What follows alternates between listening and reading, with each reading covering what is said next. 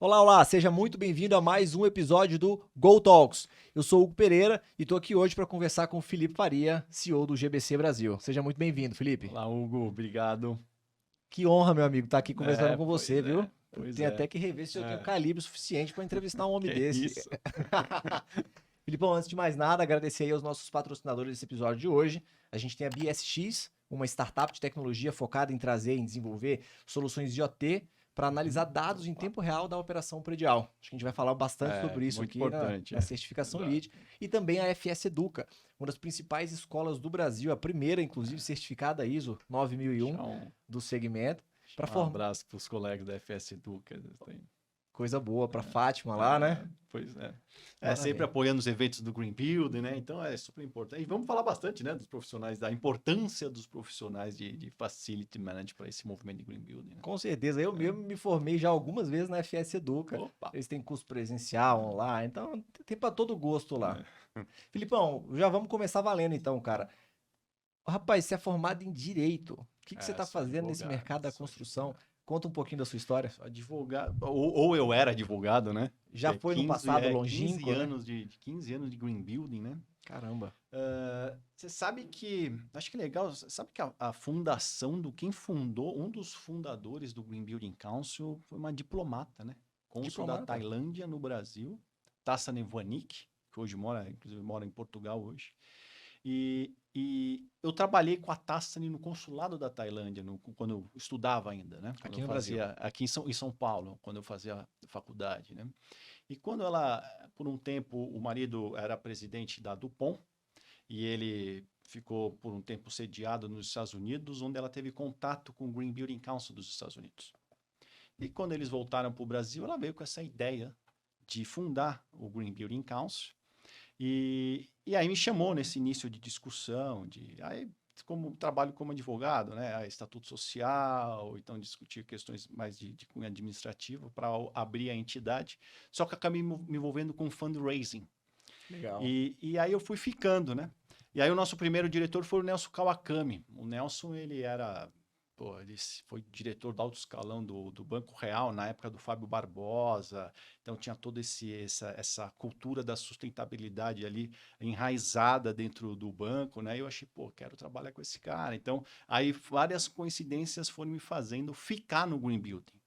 Eis que na nossa primeira viagem, que foi uma primeira viagem internacional, foi para Chicago, isso em novembro de 2007.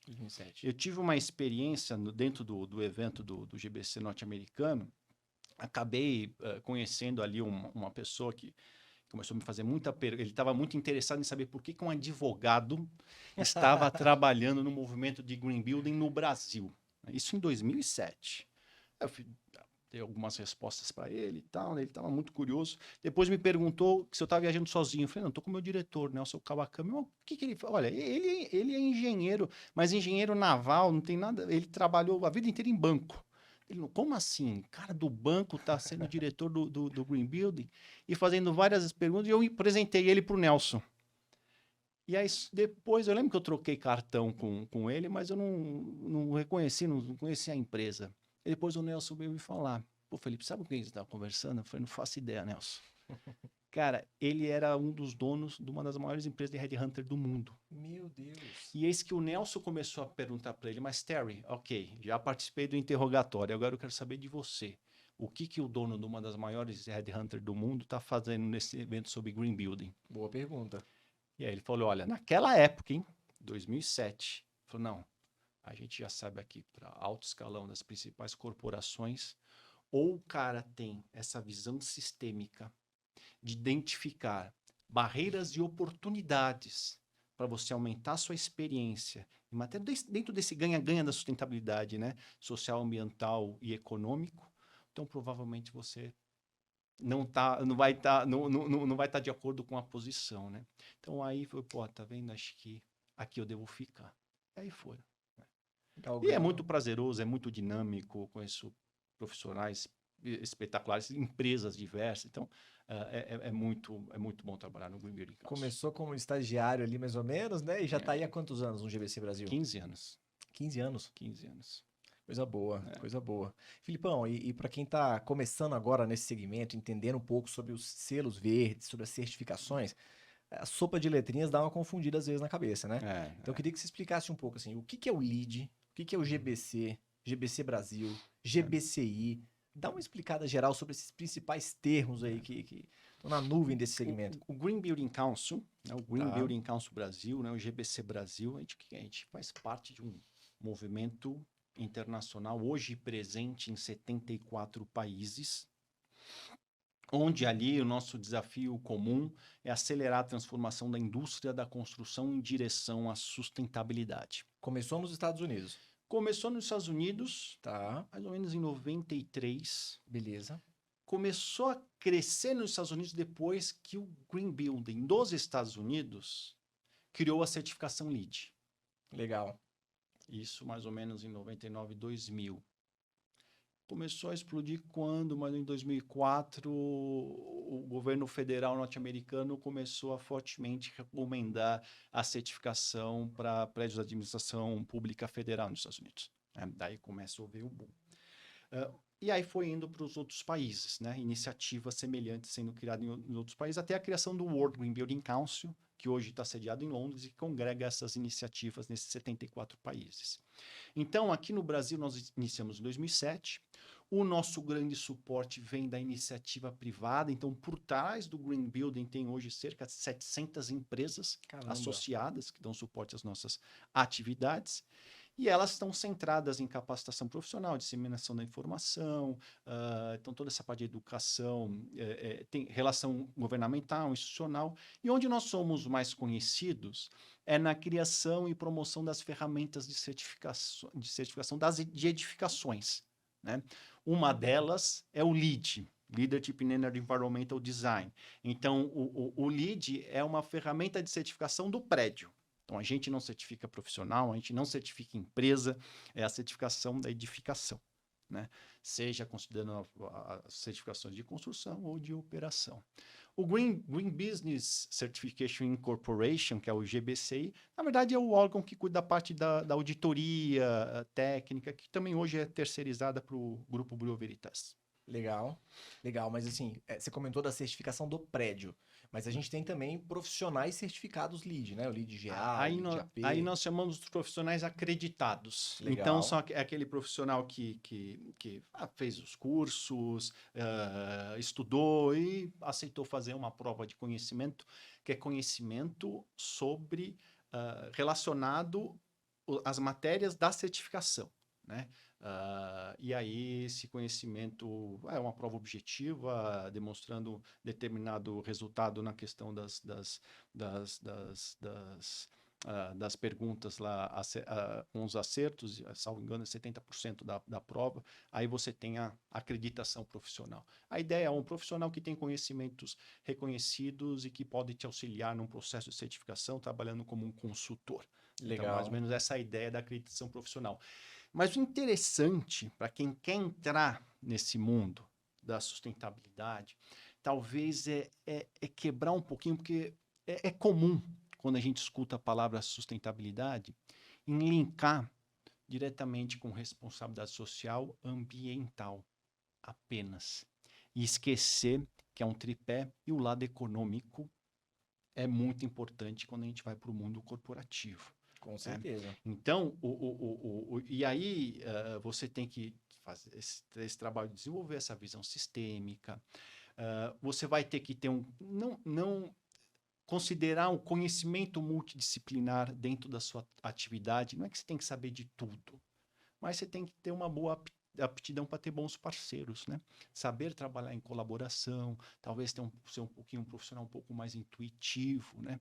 Então, acho que tem aspectos muito interessantes, né? De serem aprofundados para esses profissionais que querem esbanjar ali experiência em matéria de sustentabilidade, inclusive na construção. Maravilha. Felipe, a gente já entrevistou algumas pessoas aqui vinculadas a esse mercado da eficiência, da sustentabilidade. Falamos com o Anderson Benite, falamos com a Luísa Junqueira, e aí eles detalharam um pouco das categorias de certificação, por exemplo, do LEED. Você tem uma certificação para novas construções, você tem de operação e manutenção, design de interior. E eu entendi da seguinte forma: a gente tem algumas certificações construtivas, e aí me corrija se eu estiver errado, e a gente tem agora uma crescente de certificações de performance. Eu estou nesse mercado já há quase 10 anos. E quando eu comecei, inclusive eu fiz a prova da certificação, Lead GA, Lead AP. Cada 10 projetos que se certificavam Lead no Brasil, que eu via pelo menos, 9 eram de novas construções. Estava todo mundo preocupado em construir prédios eficientes. E um estava perdido meio ali no meio. E hoje em dia eu já vejo uma crescente da certificação BOM, que é para edifícios existentes, focado na operação e manutenção. Então eu queria que você falasse um pouco, assim, primeiro, se você concorda com essa minha visão, de que talvez as certificações construtivas não estejam mais tão em voga, porque as pessoas estão preocupadas efetivamente com a performance do dia a dia da operação e da manutenção. É isso mesmo? Eu diria que há um crescimento do processo de certificação para operação e manutenção. Mas isso independe de construção, porque continua crescendo. Legal. Né? Acho que um dos motivos do crescimento, acho que primeiro foi uma lição aprendida do movimento de Green Building. Até a gente tem uma ferramenta de certificação que é o LEED para operação e manutenção. E sempre foi o desejo dos GBCs que ela alavancasse. E ela não alavancou no Brasil, não alavancou nos Estados Unidos, nem não alavancou na Europa. Né? E talvez por erro nosso, porque da forma que anteriormente ela estava estruturada, era muito parecida com a certificação de novas construções. Então, era um rating, era um checklist que fazia uma sugestão de alterações a gente chama do retrofit, né, do prédio, achando que o gestor desse prédio tem fôlego, inclusive fôlego de budget, de orçamento, para no mesmo ano fazer alteração do ar-condicionado, iluminação da garagem, mexer em água, não. Então, às vezes ali a coisa acontece gradativamente, né, de tempos em tempos. Quando o movimento entendeu e passou a fazer a certificação de operação e manutenção pautado no desempenho, aí a gente começou a engajar esse pessoal de operação e manutenção e tornar viável, inclusive do ponto de vista financeiro, essa certificação de operação e manutenção. Então, hoje, a certificação está pautada em desempenho. Então, o que ela vai analisar? Energia, água, resíduos gerados e desviados de aterro, emissão de CO2 com o transporte da ocupação e a satisfação desse ocupante, né, com o ambiente. Transporte e a satisfação é através de pesquisa com a ocupação. Você está confortável? Tá, legal. Está confortável? Não. Quero saber por quê. Está muito frio, está muito quente, está sujo, barulho, e aí a gente vai identificar. A questão de transporte, como é que você vai para o trabalho? Eu moro a 5 km de distância e eu vou de metrô. Eu moro 20 km de distância, eu vou de carro, vou sozinho. Não, eu vou de... Então, ali você tem uma ideia de emissão de CO2 de acordo com o que foi respondido. E na questão de energia, é muito simples. A questão é quilowatt-hora por metragem quadrada, quilowatt-hora por ocupação, né? Aí também a gente transforma isso no coeficiente do grid local e a gente sabe quanto que é a questão do CO2 equivalente. Então, ali tem algumas métricas e a gente vai... E como tem muito prédio no mundo todo, a gente consegue criar o benchmark. Então, ali a gente sabe o que seria um prédio que estaria... Qual que deveria ser o prédio, como deveria ser aquele prédio, como ele deveria estar desempenhando, considerando uma certificação LEED de nível prata, o nível ouro, o nível platino, né? E aí, com base no desempenho, você fica com um caminho muito mais facilitado para ter uma certificação. Coisas adicionais vão ser mais relacionadas à questão da qualidade ambiental interna, com testes e laudos na questão de CO2 e orgânicos voláteis nos ambientes internos, né? Então ele está mais adequado, a certificação está mais adequada, né? Legal. Então, e por isso que ela tá crescendo. Legal. A gente vai melhorando a performance, melhora, até que chega um ponto em que a gente se torna net zero. talvez? Eu paro de consumir energia da rede, eu paro de usar água da concessionária. Explica um pouquinho pra gente, assim, o que é esse conceito e também se ele já é realidade aqui no Brasil. O Net Zero aí seria o estado da arte. A gente tá falando assim, né? Boa. Na verdade, você sabe que a discussão do Net Zero, ela começou em 2015, no COP Paris. Legal. Então, ali em 2015 foi o primeiro ano nas reuniões das partes que nós tivemos na agenda oficial um dia só para falar do papel das edificações dentro da problemática de mudanças climáticas. Legal. E nos vieram com um levantamento que era o seguinte: olha, se todas as edificações mundo afora, todas as novas, serem net zero até 2030 e todas as edificações net zero até 2050, só em edificações a gente consegue reduzir as 84 gigatoneladas de emissões de CO2, que é o suficiente para bater a meta da ONU de aquecimento global de apenas 1,5 graus Celsius. Caramba. E vocês, Green Building, como vocês têm essa penetração no mercado imobiliário, nos ajudem, atuem, acelerem esse conceito do net zero. E foi aí que os GBCs começaram a trabalhar nesse sentido, né? Então, tem muito desse apelo. Inicialmente, o assunto, ele carecia, e ainda carece de definições, né? Então, ficou meio livre. Aí, então, foram 10 GBCs que iniciaram esse processo, o Brasil foi um deles, né? Aqui a gente decidiu focar em energia, o Zero Energy, pensando na operação, a energia da operação predial. Então, ali é simples, 12 meses corridos de operação, você está gerando 100% da energia. Mas aí que vem aquela discussão, né? E o que é mais importante no Zero Energia? É a geração de energia? Não. É a eficiência.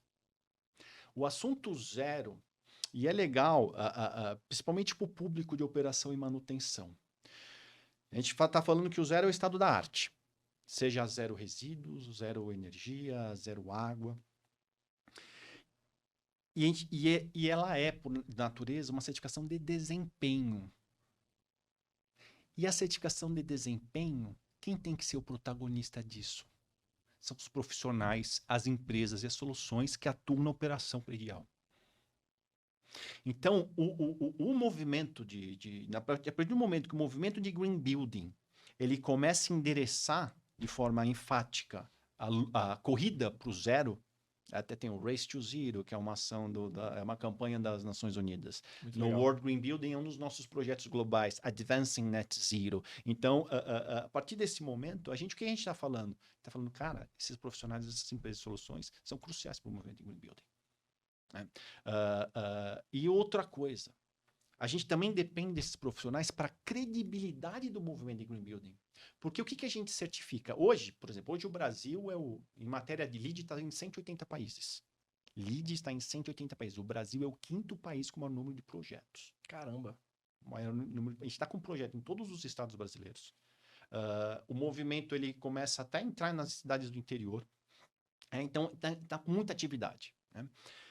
A gente certifica no momento que ele foi construído e entregue. Então, a gente está falando em potencial de redução. A gente depende desses profissionais para fazer que essa redução aconteça. E das tecnologias para operação, para fazer que isso aconteça, né? Então, dentro da discussão do zero, esses profissionais são cruciais. São cruciais, né? A gente tem exemplos. Eu sei, e no Brasil já tem projeto. Fica à vontade. Eu acho que o projeto mais marcante aqui no Brasil, dentro da ideia do zero energia, é do pessoal do ensino adventista. Legal. Na região sul do país. Hoje, na região sul, são 24 escolas do ensino adventista que já estão operando zero. Elas já estão operando zero energia. 4 delas já completou 12 meses e a gente saiu a certificação já, né? E qual que é o segredo aqui? tudo bem. Pô, é motivo de orgulho saber que tem ali em todas as coberturas dessas escolas lá, tá cheio dos painéis fotovoltaicos gerando 100% dessa energia. Mas antes disso, foi todo um trabalho de inteligência, de engenharia, de arquitetura. Porque o que foi mais importante? Foi as simulações energéticas, os diagnósticos de energia, depois o trabalho de medição e verificação de energia, depois a readequação energética na parte da iluminação, ar-condicionado. Então, só depois que o pessoal reduziu cerca de 50% ou mais do consumo, que era o consumo padrão anual dessas 24 escolas, só depois disso que eles investiram nos painéis fotovoltaicos. Então, o que a gente está falando aqui? A gente está falando aqui que a gente parou de desperdiçar energia, desperdiçar CO2. Então, a questão do zero é você maximizar a eficiência, em primeiro lugar. E é assim que você consegue encontrar viabilidade técnica e financeira para ser zero. Isso é muito interessante, Felipe, porque a gente está nesse mercado, a gente escuta várias vezes alguns gestores, alguns clientes em potencial falando, quantas placas de energia solar eu preciso para ser zero? E é exatamente essa a discussão. Às vezes eu não preciso estar preocupado em quantas placas eu preciso para zerar o meu consumo atual. O que eu posso fazer para reduzir o meu consumo e, consequentemente, eu vou precisar de menos placas para ser zero, né? É. Isso vale também para o consumo de água, para o CO2, É. para resíduos, para tudo. Exatamente. Aquela ideia dos resíduos, que é a regra dos 3 R's, né? Sim. É a mesma coisa, é o que funciona para a ideia do zero. A gente tem que maximizar a eficiência. E maximizar a eficiência significa investir em inteligência, em engenharia e arquitetura. E o investir em inteligência abre as portas para a inovação. Que aí você vai ver que dá para considerar aquela empresa que está vindo com aquela coisa muito nova, que você falou, pô, será que vai dar? Se você investir em inteligência, você consegue colocar inovação, os melhores produtos, as melhores soluções no seu projeto. Legal. E diante disso até, Felipe, eu queria que você comentasse um pouco sobre um termo tão falado na certificação LEED, que é o projeto integrativo. E também, assim, como que a tecnologia pode auxiliar esses gestores que estão participando de construções e reformas para ter um projeto mais assertivo. Porque esse termo projeto integrativo não é muito comum fora do LEED, mas é um game changer, né? Muda completamente a realidade de como que a gente executa uma obra ou uma reforma. Aliás, o projeto integrativo é o principal, A base, né? a base do movimento Legal. de Green Building, né? Aliás, a gente só entrou na ideia do zero porque a gente já estava observando prédios certificados. Primeiro que é fato, cada vez mais nos projetos certificados, a gente está vendo os painéis fotovoltaicos na cobertura. Aí o preço dos painéis que caíram, mais empresas trabalhando a regulamentação da micro e mini geração de energia renovável ajudou, você faz a conexão direto com a rede. Então teve também questões de regulamentação que auxiliaram, né? E a gente começou a ver muitos dos projetos ali. Por exemplo, LEED Platinum, que é o mais alto nível de certificação, que no mundo apenas são poucos, nos Estados Unidos apenas 5% dos prédios certificados é Platinum, né? A gente começou a ver no Brasil esse número é 10%. A Caramba. gente começou a ver no Brasil bastante experiência em relação à certificação LEED Platinum. E muitos anunciando LEED Platinum sem acréscimo de custo de construção. Nossa. Um o Hotel Move em Curitiba, o Senac, creche pública. Então a gente começou a ver um prédio certificado do mais alto nível de certificação sem acréscimo de custo, né? Então o que é isso? É justamente isso. É fase de projeto, né? Até tem um estudo, chama Grey Cats, o autor. É um estudo, faz tempo, esse estudo, se não me engano, é de 2014. Ele é um livro, foi traduzido pelo Secov de São Paulo e até que vocês conseguem encontrar no site do Secov, né? Legal. Que ele está traduzido em português, né? E ele discorre sobre os custo do Green Building, né? E aí ele usou muito a questão do LEED, né? Então, verificando centenas de prédios que foram certificados LEED em diversos níveis de certificação e qual foi o acréscimo de custo disso, né? Então, tinha muitos, a grande maioria não passava de acréscimo de 2%, e tinha muitos certificados LEED Platinum sem acréscimo de custo de construção. Então, qual é a conclusão? A conclusão é justamente essa.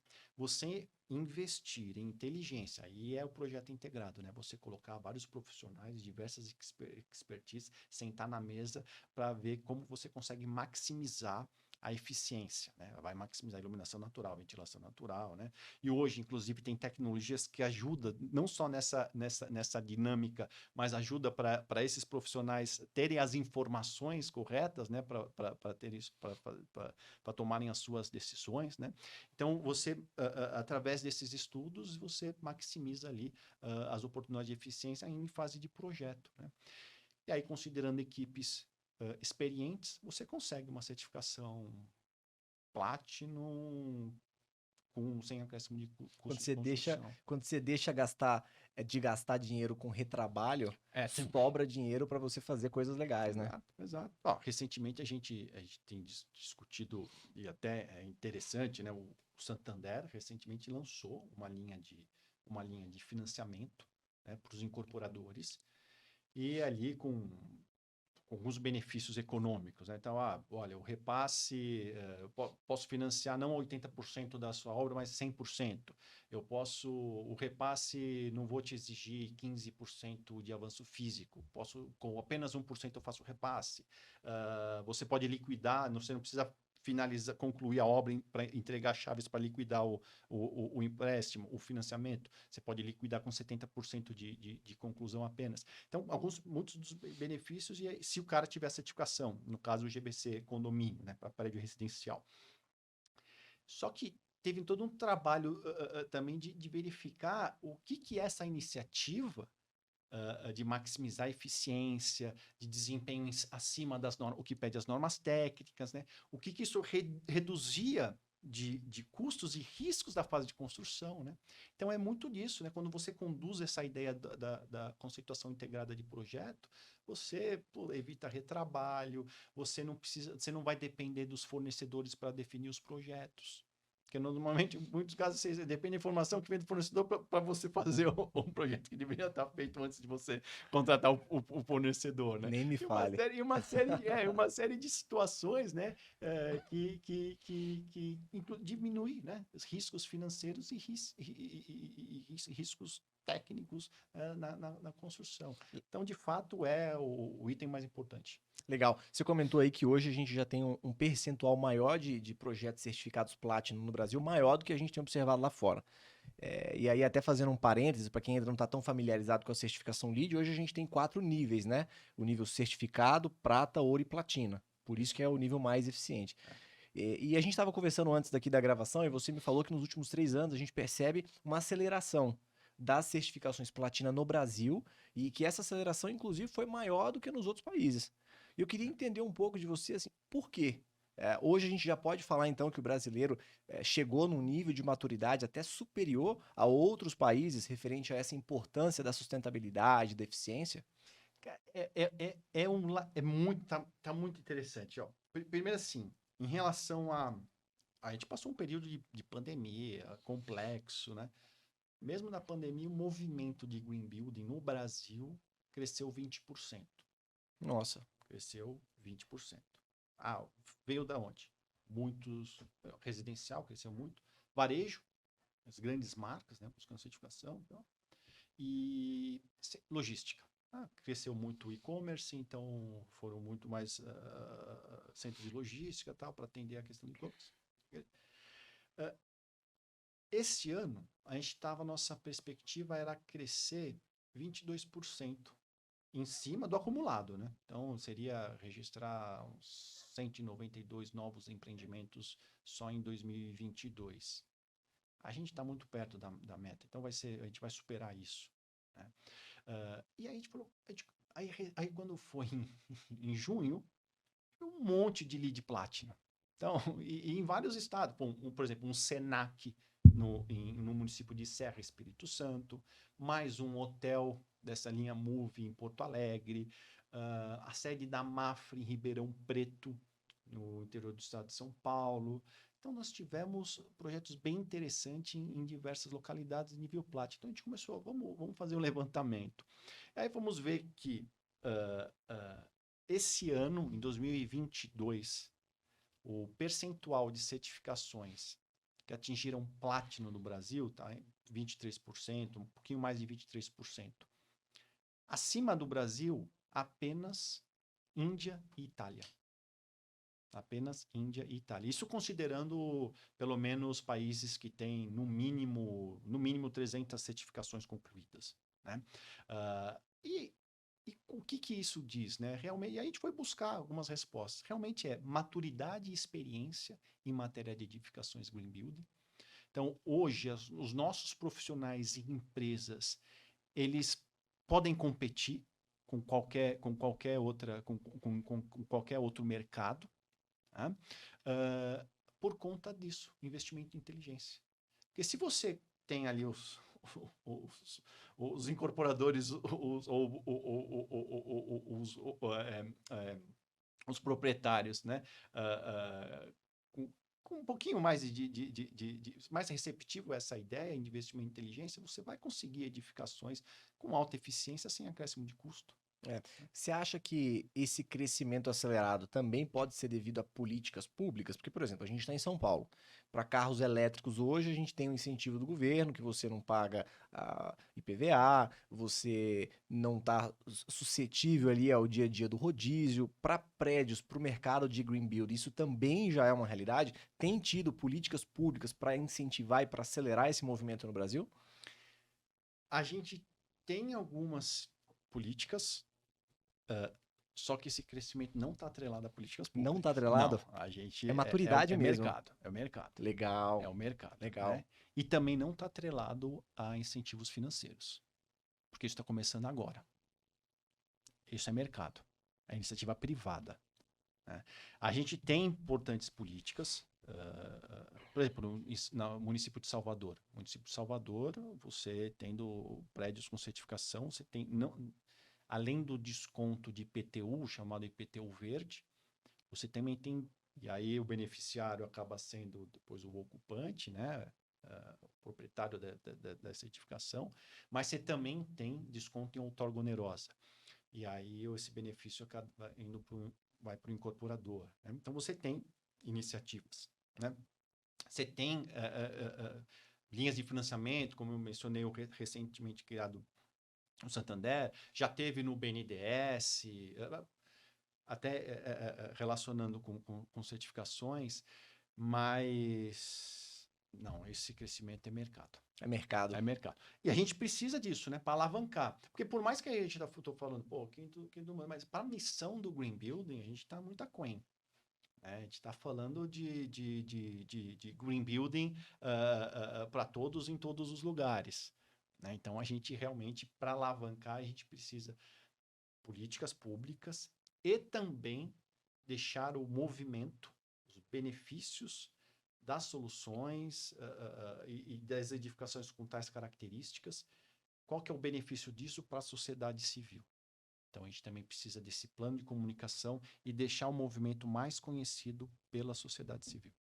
Legal. Você estava comentando do crescimento da certificação LEED mesmo durante a pandemia, mesmo durante todo esse período de crise. E é legal ver que a eficiência, a sustentabilidade não é mais um luxo, né? Restrito a grandes prédios corporativos, de multinacionais, que está nas grandes capitais, mas isso já está difundido, tanto em segmentos de mercado quanto em estados. Por outro lado, a gente vê também alguns prédios que, na teoria, são muito eficientes, foram construídos com concepções inteligentes, eficientes, mas que na prática não operam dessa forma. E muitas vezes não operam dessa forma porque o conceito está muito bem desenhado na cabeça de quem construiu, do dono do empreendimento, da alta gestão, da cúpula. Só que essa informação, essa operação não chegou para a equipe de campo. Então, eu queria que você falasse um pouco, assim, como que o GBC Brasil tem trabalhado também para democratizar esse conhecimento, porque de nada vai adiantar que o dono da empresa apenas sozinho lute pela eficiência se toda a equipe que está operando esse prédio não tiver conceitos básicos de operação eficiente. Você sabe que a gente criou recentemente uma campanha, né? Que é o Small Act, Big Impact. Então, são pequenas ações, mas grandes resultados. Isso é totalmente para o pessoal de operação e manutenção. Né? Por dois motivos. realmente é chamar a atenção da importância deles para o movimento, justamente para evitar esse tipo de situação. Uma edificação que tem um potencial de estar desempenhando com altos índices de eficiência e por conta de talvez alguma falha na questão das equipes, ou talvez uma tecnologia que não está sendo muito bem interpretada, ou troca da equipe que fazia aquela gestão, falta de treinamento. Bom, por algum momento aquilo não está operando como deveria estar operando, né? Então, isso é uma situação. E a outra situação é para encorajar, porque quando a gente fala de operação predial, e pensando, pô, vamos ser conservador, dá 60 anos. Então, qualquer coisa durante 60 anos, que aparentemente parece que é uma atividade, é uma ação pequena, ela torna ali um resultado gigantesco aí ao longo da vida do empreendimento.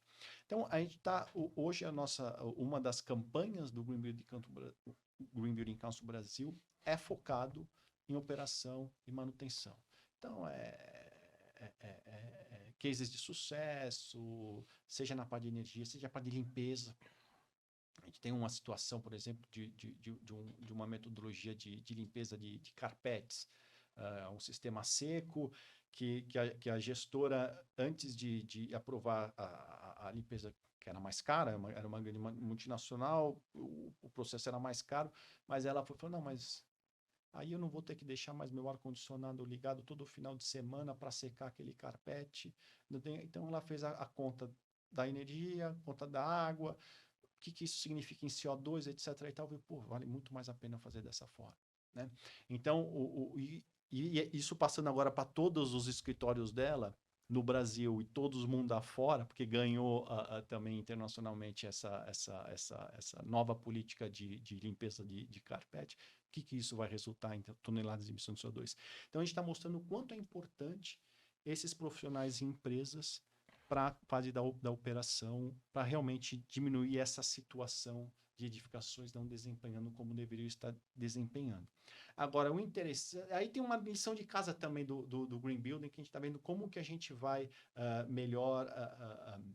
ser mais receptivo a essas plataformas de benchmark, de edificações, de como deixar isso cada vez mais popularizado entre ali as edificações. O que está ajudando também é o lance do ISG. Então, Com certeza. A gente tem uma entidade parceira nossa, que é o GRESB, Global ESG Benchmark for Real Estate. Esse pessoal está na Holanda, a sede é Amsterdã. Por trás deles estão os principais fundos de investimento no mercado imobiliário, são os investidores. São grandes fundos que eles têm um portfólio enorme de ativos, de edificações, mundo afora, né? Então, o que eles fazem? Eles têm ali o que eles chamam do rating, o rating de ESG. Então, eles analisam responsabilidade social e ambiental, boa governança, todos os seus ativos dos seus portfólios, né? E aí eles começaram a verificar que essas edificações Green Building estavam apresentando maior velocidade de ocupação, melhor retenção, diminuição de custo de operação, ou seja, diminuição do risco para o investidor. Então, eles estão começando a forçar essas adequações, né? E aí, se a gente analisa como que o GRESB faz o rating dele, tirando a parte de governança, em matéria de social ambiental, é como esse ativo foi desenvolvido e como esse ativo está sendo operado. Então, é totalmente operação e manutenção, esses profissionais, essas soluções que vão estar ali tendo que compartilhar essas informações desses ativos, né, para verificar como esse asset, o que esse portfólio vai estar fazendo com aquele asset, né? E no último rating do GRESB, do ano passado, foram 1.500 grandes fundos que participaram. No portfólio desses 1.500 grandes nomes, você pode colocar mais de 100 mil edificações, termos de valor, mais de 5 trilhões de dólares o valor dessas edificações.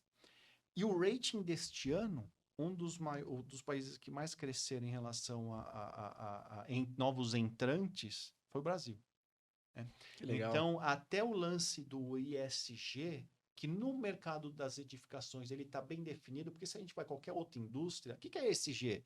É meio vago, né? aqui até no Greenbuild está muito bem definido já, né? E a gente está vendo também que isso vai ser vai alavancar também essa discussão que nós estamos tendo sobre a importância da operação e manutenção dos profissionais e empresas que atuam nessa fase para o movimento de Greenbuild. Legal. Felipe, eu sempre associei o GBC, as certificações LEED, à eficiência da infraestrutura, das instalações do prédio. Mas eu nunca associei tanto ao conforto dos usuários, apesar de que alguns créditos e pré-requisitos da certificação dizem respeito à qualidade do ar, a alguns itens específicos de conforto. Por outro lado, a gente vê algumas certificações específicas de conforto tomando forma mundo afora. Eu queria entender um pouco de você sobre isso. Assim, o LEED, o GBC vai lançar uma certificação de conforto ou não? Já tem alguma adaptação? Ou vocês estão defendendo, levantando a bandeira de uma outra certificação? Fala um pouquinho sobre essa importância do conforto dos usuários dentro do GBC Brasil. No quesito do LEED, e aí é todo um corpo internacional que define ali a gente está em discussão da nova versão, né? Então, muito provavelmente, né, a ideia vai ser tornar explícito aquilo que no rating system da certificação está implícito. Legal, Tudo que está relacionado a conforto, saúde e legal. bem-estar, né? A gente brinca, acho que um dos itens mais importantes desse tema, quando você fala em edificações, é a qualidade interna do ar. Né? E, de fato, o LEED foi quem há muitos anos já vem aumentando nessas discussões sobre o tema qualidade ambiental interna, pautado em normas técnicas, no ASHRAE 62, 60.2 ou 62, né? Aqui no Brasil, dentro da certificação do GBC Casa e Condomínio, a gente já vai criar uma categoria própria, conforto, saúde e bem-estar. E nós também fizemos uma outra coisa. Aí está relacionado no desafio da gente criar uma ponte de comunicação com a sociedade civil. Então, ali a gente criou, o LIFE, que é o foco é conforto, saúde e bem-estar para interior residencial, onde a gente quer que o protagonista disso seja o arquiteto interior, o design interior, é uma leitura mais simplificada desse processo, mais como uma campanha, né?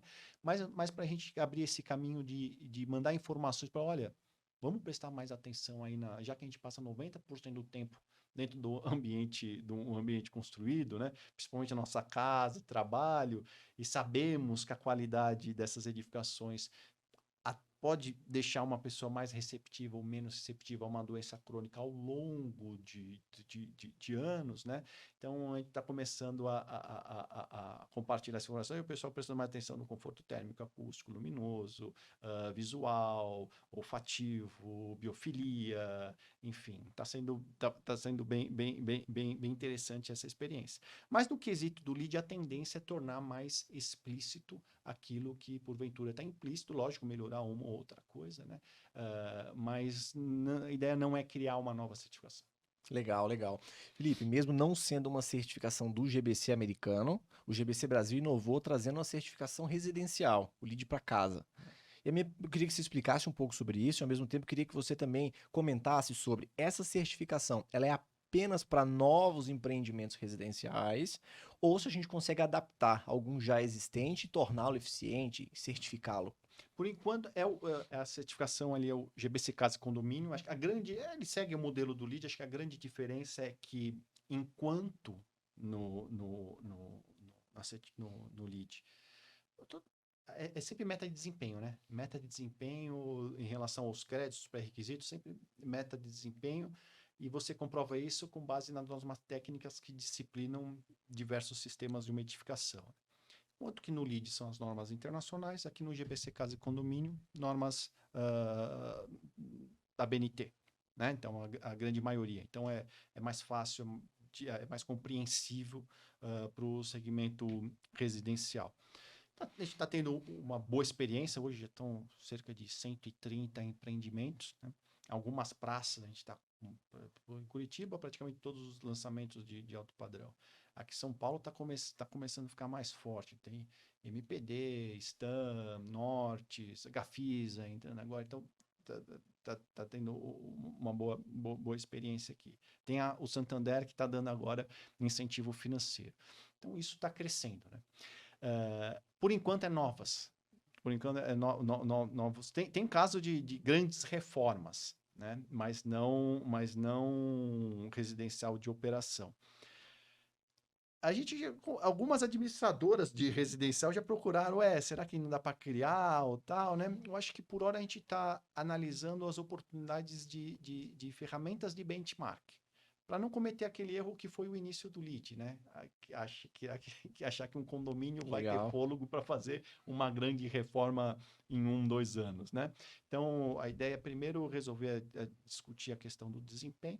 E, aliás, na parte de desempenho, já tem um trabalho excelente do CBCS, junto com a Eletrobras, que é o DOI, né? O Desempenho Operacional das Edificações, é uma plataforma que já tem 14 ou 15 diferentes tipologias de edificações, que nós já sabemos qual é o benchmark de energia para o Brasil, considerando as diferentes zonas climáticas e tal, né? Então, acho que antes de entrar em operação e manutenção, a gente tem que fazer o trabalho de casa de plataformas. Isso tanto para o residencial predial quanto para casa também. Exato. Legal. Exato. Filipão, estamos chegando no final aqui do nosso bate-papo, mas não dava para terminar sem antes falar que o mês de novembro desse ano promete, né? A gente vai ter a COP no Egito, COP 27, e a gente vai ter também o evento anual do GBC Brasil. Queria que você falasse um pouco aí sobre as expectativas desse evento internacional e também sobre o evento do GBC, aproveitando para falar como que as pessoas podem se inscrever e participar aí das palestras. No COP, acho que cada vez mais, a cada ano, a gente está mais forte as discussões sobre o papel das edificações em mudanças climáticas. O tema é o Advanced Net Zero. O que vai ser... e ali a gente tem que separar. Aí estou falando em Net Zero com foco em emissões de CO2. Tá? Então a gente tem que separar a construção e operação. Operação é mais tranquilo. Praticamente é energia, né? Consumido, converter isso em CO2, praticamente é isso.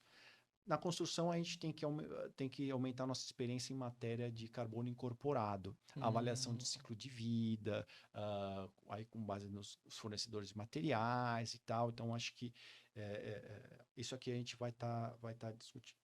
Juntando esses dois tópicos, né? Acho que o papel de Green Building é não deixar perder aquele nosso raciocínio. O mais importante nessa discussão é a eficiência. Eficiência. Então, pode aceitar compensação de CO2? Ok.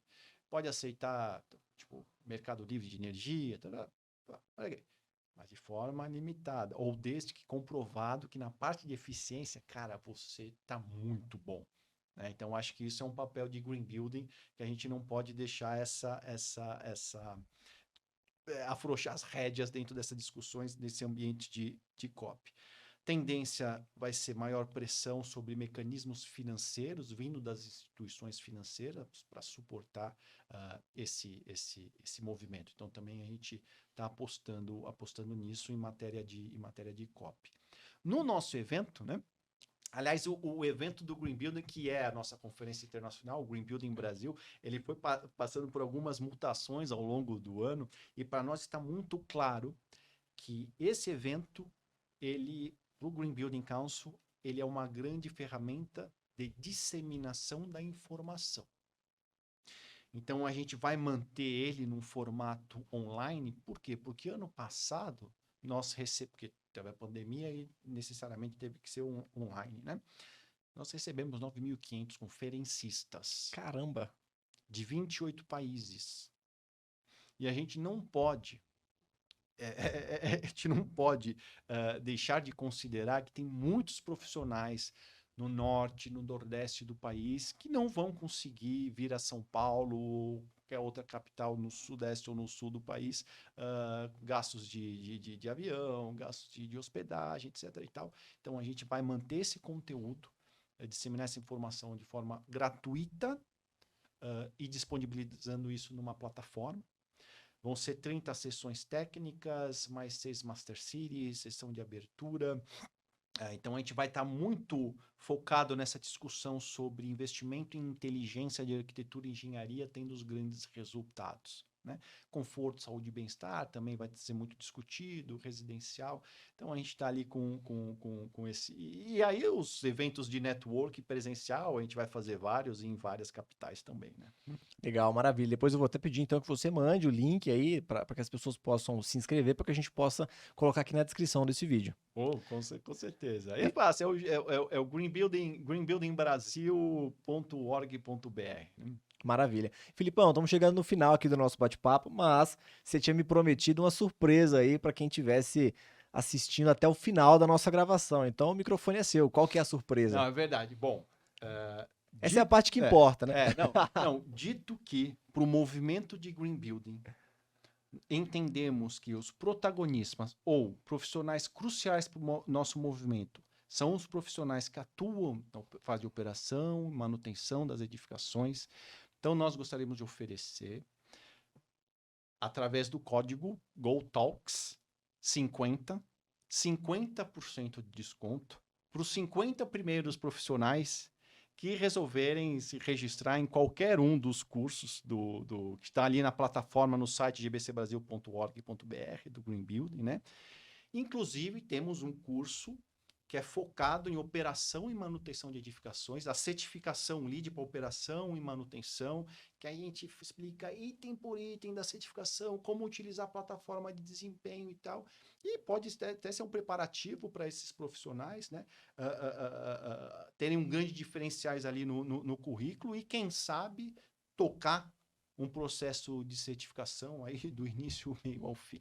Fenomenal. Então, tá aqui feito a oferta e espero que seja de bom proveito aí para os participantes. Tá fácil de gravar. Então é GoTalks 50, tudo junto, né? O numeral 5050, para os primeiros 50 inscritos em qualquer curso do GBC, e aí o GBC está concedendo 50% de desconto. Exato. É isso, né? É isso aí. Maravilha. Felipe, muitíssimo obrigado por ter aceitado o nosso convite. O bate-papo foi incrível. Eu tenho certeza que todo mundo que está nos assistindo vai se beneficiar bastante com todo esse conteúdo que você trouxe. Obrigado, viu? Obrigado. É um prazer poder estar participando. É muito prazeroso falar do movimento de Green Building, então para mim foi uma grande experiência. Maravilha. E muito obrigado também a todos vocês que participaram, que assistiram mais esse episódio do GoTalks. Se vocês ainda não ativaram as notificações, clicaram no sininho, faça isso agora para poder receber as informações dos próximos episódios, que com certeza serão com convidados tão incríveis quanto foi o Felipe. Muito obrigado. Tchau, tchau.